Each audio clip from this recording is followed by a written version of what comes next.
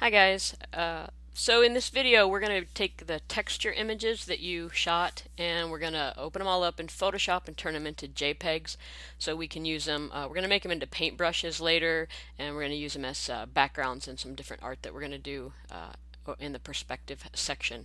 So I took some photos just with my cell phone. So here it is, the Moto E, and plugged it into the USB port, and if I open it, most of you probably know how to do this already. And here's the different textures that I took. A Lego, my dog, tweed hat, some carpet, and a piece of wood, and that's the top of a tennis shoe. And I want to open these in Photoshop. So if I go down here and I just say open Photoshop, I already had it pulled up. File, open, and this PC, Moto E, camera. Okay, and we're going to start with a dog fur. Let's open that guy. Alright, it's a little blurry, but that's okay. And if I go to image and I look at image size, I'm going to see that I have 45 inches by 34 inches at 72 ppi, pixels per inch. I want to change this. I want it at 300 pixels per inch in case we want to print these later. I don't want to just be able to look at them on the screen. So I'm going to go to 300. And technically that won't change anything, but it will for the way it reads for print. Alright, so I've got 300 pixels per inch. And now I want to turn this into a black and white. And there's a couple of ways to do it. I can go to image mode and I can say grayscale and it changed it to black and white. That is a destructive way to edit because now my color image is basically gone. If I control Z and redo that. Another way that I can edit this is I can throw on I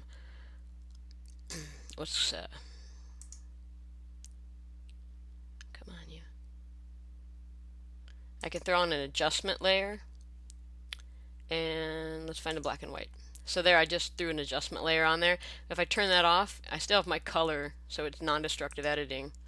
And then I can come down here to another adjustment layer, and I can do the brightness and contrast, and let's turn the brightness all the way up, and the contrast, can make it more or less contrast.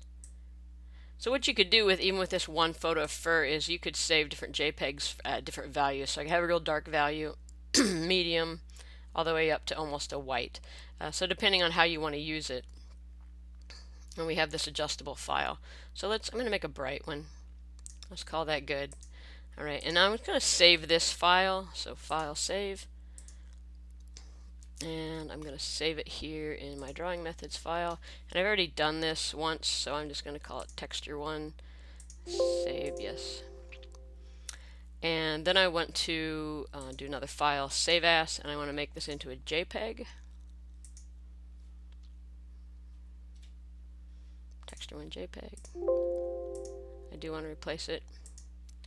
And then I'm going to go to image, and I'm going to go to image size, resample, and make this. I'm going to do one at 72. And I'm going to say file, save as. I'm going to make another JPEG.